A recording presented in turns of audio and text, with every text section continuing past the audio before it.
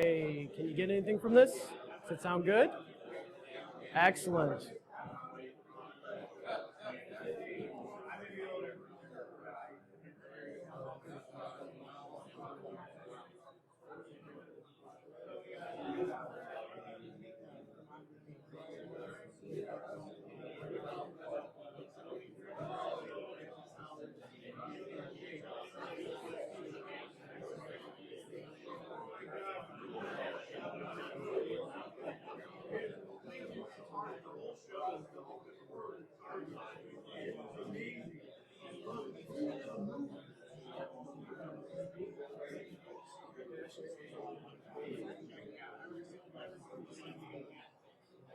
Good to go?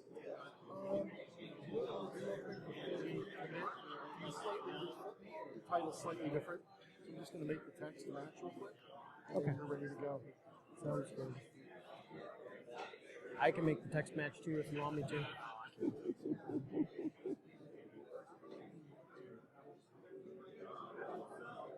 I had to go a little corny with it for fun. Sorry for the extra work. I see we're trying to center it under the B-sides and make it nice. All right, man, you're ready to go. We'll record on the side.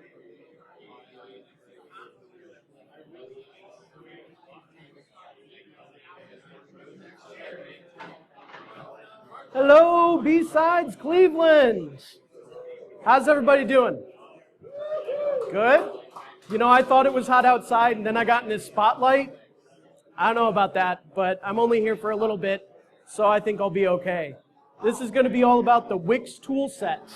And I know that the subtitle doesn't exactly match what was in it, but I had to have some fun with it. This is the bee's knees of MSI authoring.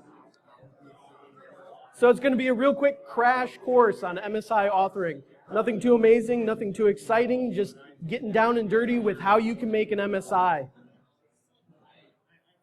My name is Charles Yost. You can find me on Twitter. I'll have links to that and my GitHub and YouTube in another slide. I'm currently a developer at BDS and enjoying the living daylights out of it. BDS is just an MSSP. You guys have probably heard of it, but I've got this in here anyways in case you don't know who we are or what we do. This is my contact information. If anybody wants to whip out their cell phone and take a picture, now's the time to do it. I'll also try and put it up at the end of the talk. You'll notice at the very bottom there's a link to my GitHub. That's because all of these slides and a PDF version of them are up on GitHub for you guys to download. So if you need to reference them later, that's the way to go. Makes it a lot easier. Showtime. Let's get into this. Why? Why would you want to create an MSI? Well, I can't speak to your guys' reasons, but maybe you want to repackage your product that isn't distributed as an MSI. A lot of times the installer will just be an exe that you can run on the system, but if you want to do something like a GPO push, you need that to be an MSI. So if you want to repackage it into an MSI, this is going to be a quick and easy way to get that taken care of. Maybe you want to create a pre-configured version, something that has some kind of special configuration file or maybe a signed certificate if you're distributing a browser across your enterprise. Who knows? But this is another good way where you can take something, repackage it, add things to it, and meet your business need in order to have an MSI at the end. Also, another reason, threw this in here for any of the red teamers, maybe you want to package an exploit. I know that Interpreter does have the ability to package things with MSF Venom, but if you want to create something special for your user, you can use this to package anything that you would get out of that, any of the payloads. So how? How are we going to do this? We're going to do this with something called the WiX Toolset. There's a link there up on the screen. You can Google for it really easy, so long as you put WiX Toolset in the search box. If you only include WiX, you're going to get something completely different. It's a pretty neat tool set, comes with a lot of stuff. We're going to cover just a bare minimum in this talk. Plenty of documentation. Highly recommend this for anything you need to do with MSIs. So what is it? Well, it's a collection of tools and some scripts to add up to a very robust tool set to be able to author MSIs. Anything that you want to do, they probably have a use case covered. And if they don't, they make it really easy to extend so that you can create other pieces that you would need to get work done. We're not going to cover a lot of that in this talk. It's really just going to be the bare bones, but the sky's the limit when it comes to this thing. Can't recommend it enough. It lets developers, and you can too be a developer if you so choose, create those installers for the Windows installer. That's what an MSI is. The Windows installation engine that was created way back when at this point installs MSI files. So let's talk about some of the tools in the set. What kind of tools does this tool set come with?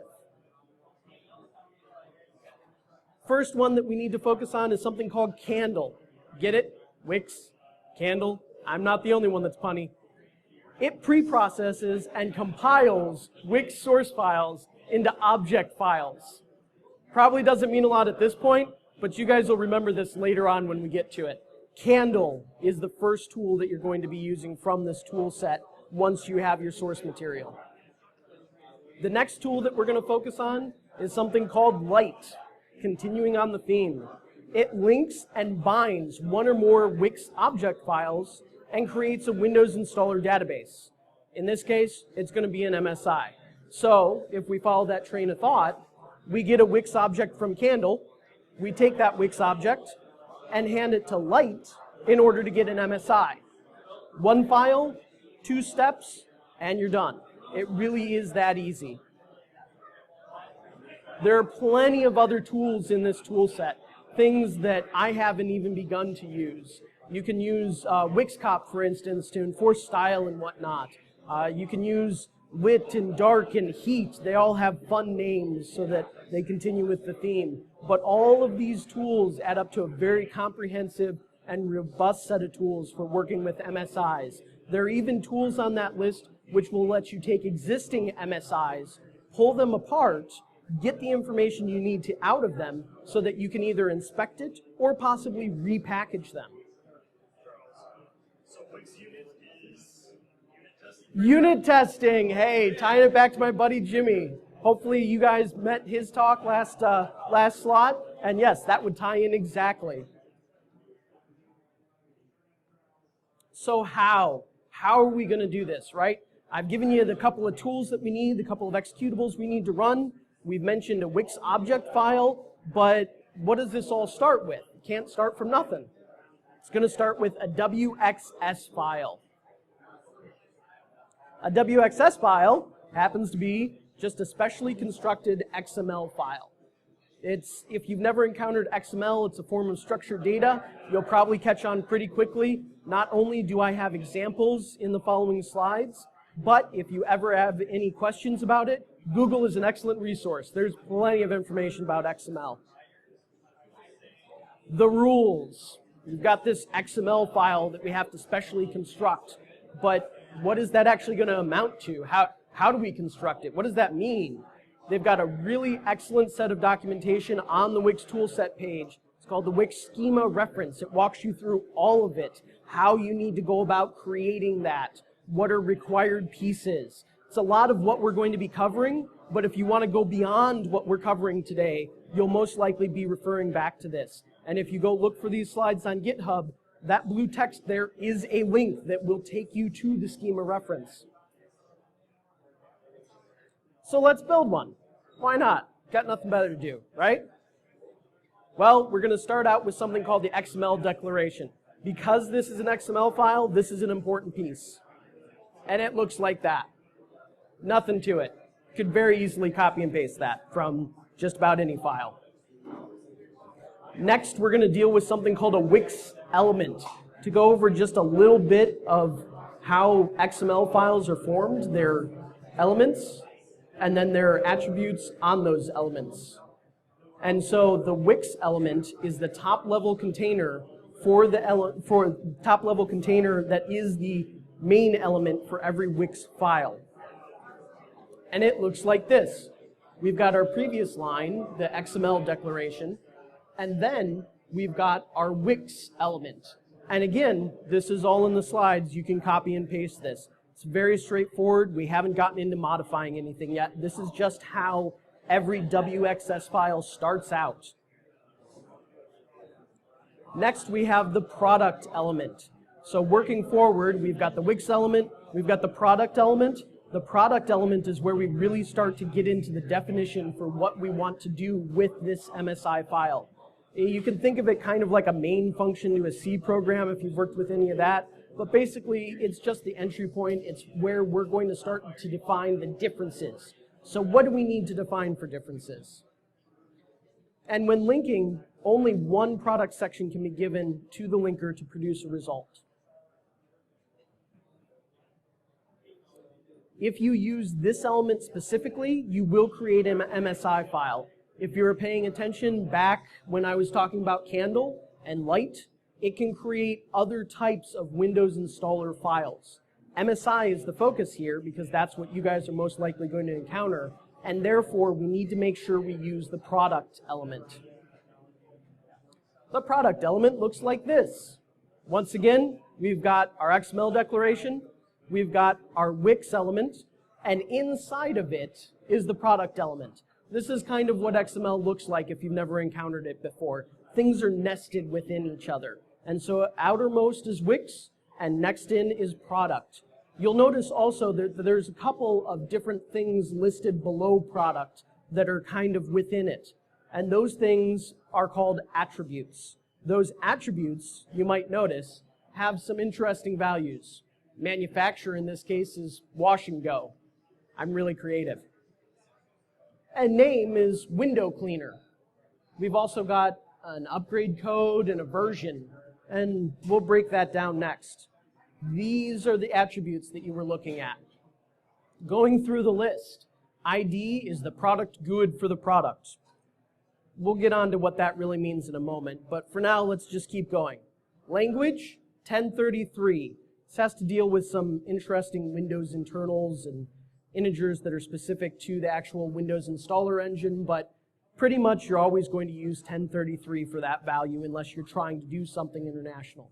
Manufacturer is just the manufacturer for the product. I came up with a fun one. Why not? Wash and go. But it can be anything that you want it to be. It could even be blank. The name is the descriptive name of the product that we're trying to assemble.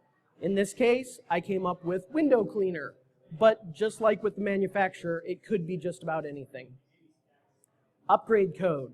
The upgrade code GUID for the product. This is another one. We're talking about GUIDs here, and I'm sure that you guys have experienced GUIDs in the past, but I'll explain what those are and why those are there. Finally, we've got the version down at the bottom. Version's pretty self-explanatory, but basically it's just the version string. You need to have something here, but it could be as simple as 1.0.0.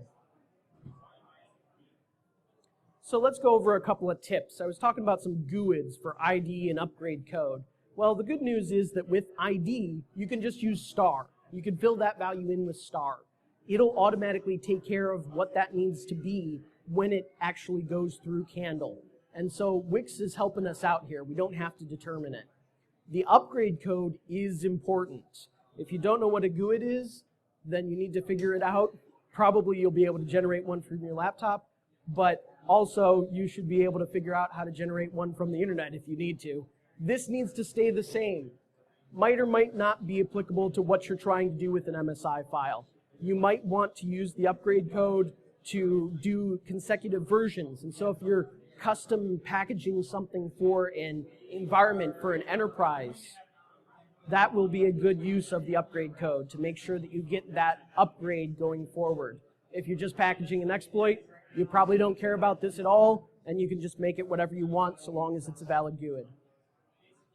The package element. So we're going down the stack here. We're getting into closer quarters. The package element are properties about the package, which can be seen on the package in Explorer. If you guys have ever taken a look at an MSI file, right-clicked on it, you're going to see a list of information in the details screen, and this is where that comes from. So you'll notice a red section here. I'm just cutting it out to make the code short and sweet. That's a continuation on. We've got the exact same information there as we do on the previous slide. Pretend in your mind. And we're going to go forward with package.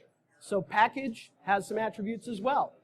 Description, that'll show up in Windows Explorer. You probably want to set that to either something useful or at least something that won't raise any red flags. Installer version, another weird number. Install scope, per machine, platform. You know what? Let's break these down too. So going down the list, compressed. Most cases you'll want this set to yes. It's just the best default for it. You can set it to no. If you want to set it to no, you can also read about why you would do that. Description, the product full name or description. Again, a string that identifies it in order for it to be useful to you, or in order to just not raise any red flags. Installer version, the minimum version of the Windows installer required to install this package. That was that funny 200 number. We'll cover that in a minute in the next slide. Install scope. Use this attribute to specify the installation scope of this package, per machine or per user. If you've used Windows and you've installed pretty much any software, you'll notice at the beginning of it, it'll ask you, do you want to install this per user or per machine? And there's going to be a default there. This is that default. Platform, the platform supported by the package. If we go back to the previous slide, you'll notice that the value there is x86. That means 32-bit Windows. But let's take a look at that installer version. Unless you know you need something different, just use 200. 200 is the first installer version that's supported. It has most of what you'll need, and by the time that you decide you need that number to be different, you'll know why you need to make it different. Platform, as I mentioned, x86. You might be creating a 64-bit MSI, in which case you want to make it x64. There's a whole list of these. There's even ARM support in the Windows installation engine, but these are the two that you'll most likely use. Directory element, directory layout for the product. Now we're getting into some fun stuff. So we need to create some folders, right? We've got a programs file folder. We've got a folder named Wash and Go. We've got a folder named Window Cleaner. They're nested just like that inside of program files when you install this. The ID, if you notice, there were two IDs, and I'll go back to that slide in a minute. This value is a unique identifier of the directory entry, right? So what does that mean? Well, we've got one special one then, program files folder, and we've got two that are all in caps. Well, let's kind of explore that a little bit. It might be a special one, like program files folder, which is fairly obvious. This is the program files folder on the user system. Or it might be a generic one, which are the ones all in caps. If it has a generic one, then the name is going to be the name of the folder. So Wash and Go and Window Cleaner. Program files, Wash and Go, Window Cleaner. That's what you've got. Stepping down, the next is the component element. This isn't very interesting, but it is required for successfully constructing one of these WXS files. It looks like this. Nothing too special, two attributes. The first one is ID, component identifiers. This sets the primary key for identifying components. Make this something that's a bunch of letters all in caps. That's what you're going to work with. Win64, in this case we're building a 32-bit, so we're going to set it to no. Otherwise you set it to yes. File element. Here's some more interesting ones. How to add files to your installer. So we've got some directories, we've got some boilerplate, some setup, the basic stuff, some description. Now we get into files. How do we add a file to this? Well, it's just that simple. And you'll notice there are two attributes there, name and source. Name is what the file will be installed as. When it's finally installed, that's what the name will be. Source is where to get it. When we're making this MSI, if we want to put files in it, we have to get them from somewhere. And this allows us to specify where they come from. In this case, I just have the from directory. So from directory, Window Cleaner, it'll be installed as windowcleaner.exe in the Window Cleaner Wash and Go program files folder. Feature and component ref elements. Okay, so now we're getting into some more boilerplate stuff that we have to do to make it work.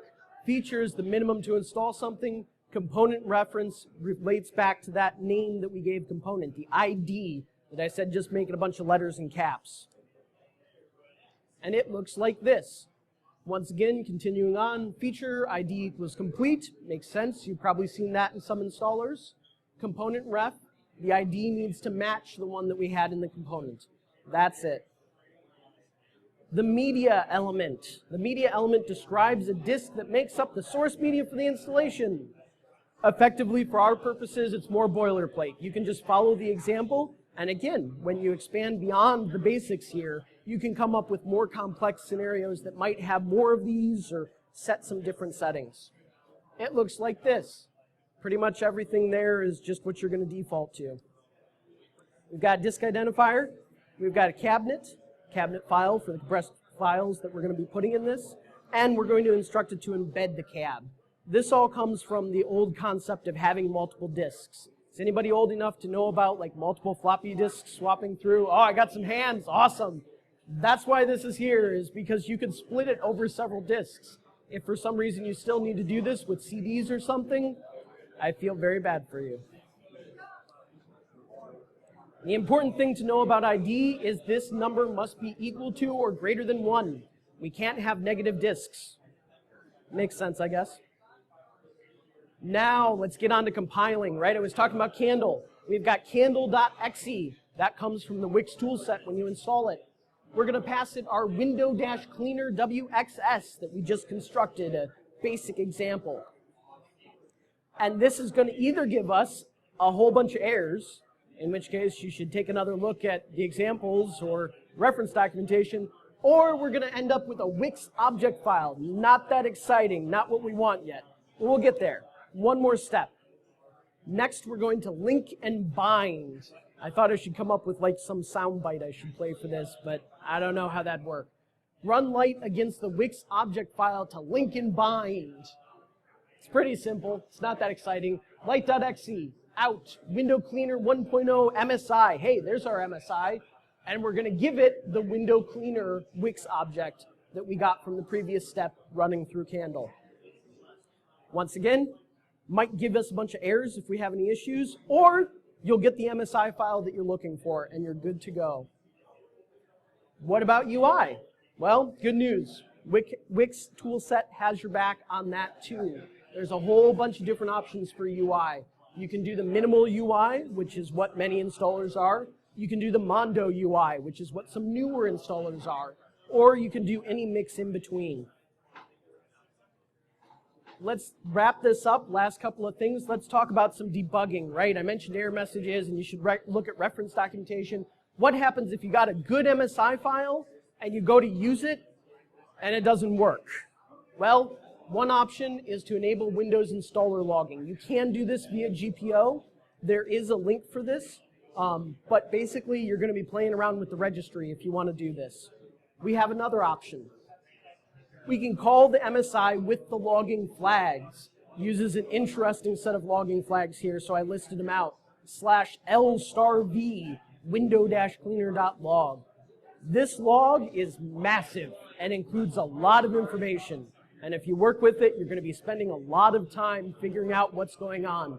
But that's kind of the good news. If something goes wrong, it will tell you somewhere in this file. It'll also tell you everything else it did to get there and everything else it did once that something went wrong. But at least you got the log file. Another tip is that you can use Orca. Orca is a tool distributed with the Windows SDK. And basically it allows you to kind of look into the file and figure out exactly what's going wrong. Maybe you just had one string wrong. Maybe you named the file wrong. With Orca, you can dig through, look at it, find that issue, and possibly fix it. Then we got there. Thank you for listening. Does anybody have any questions before I get off of this spotlight? Nope? Awesome. Oh, got one here, right under the spotlight. With the logging file, you said if you use the flag there to log in, it'll create a really large file. Is it the same exact content if you set the registry setting? Yes. Yeah. Any other questions? We got one over here. Is there a way with WiX Toolset to run it allow either 32 or 64-bit versions of an application in a single MSI? Oh, that's a very good question, and I have a very sad answer for you. He asked, is there a way to make it so that one MSI can have both 32 and 64 bits? He's laughing because the answer is no. Well, the answer is maybe, but the answer is no. Don't try and do this. Make separate ones. Your life will be a nightmare. You can accomplish it, and there's a lot of caveats, and you really don't want to do that.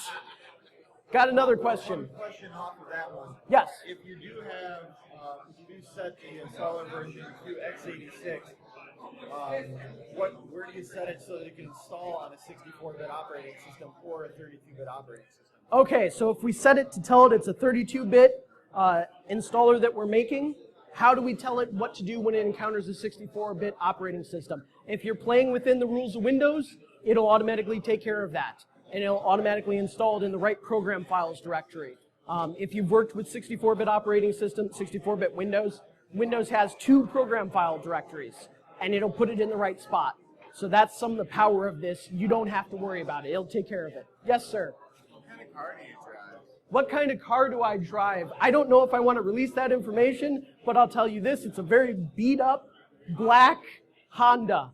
And that's all the further I'm going. You know, just looking at your attire, I would have got something classic. Classic. No, I couldn't keep anything classic running. I spend too much time developing. Come on! You got me there. There you go. Any other questions before I wrap this? I don't see any. Oh, one more. Sure. Is there a way to reverse engineer an application that is installed? One that's already installed. Already installed. Let's say you don't have the installer files for it, you're trying to uninstall it, and Windows comes out and tells you. So is there a way to reverse engineer an application that's already installed and come up with the installer? Pretty much the answer is no. There are some artifacts that are left behind that you can go looking for. The Windows installer engine actually makes a registry entry for everything it installs, and within that registry entry, it points to a copy of the MSI in your temp folder. So if you haven't emptied your temp folder, you might be able to pull that MSI back, and you definitely can reverse engineer that MSI. Good?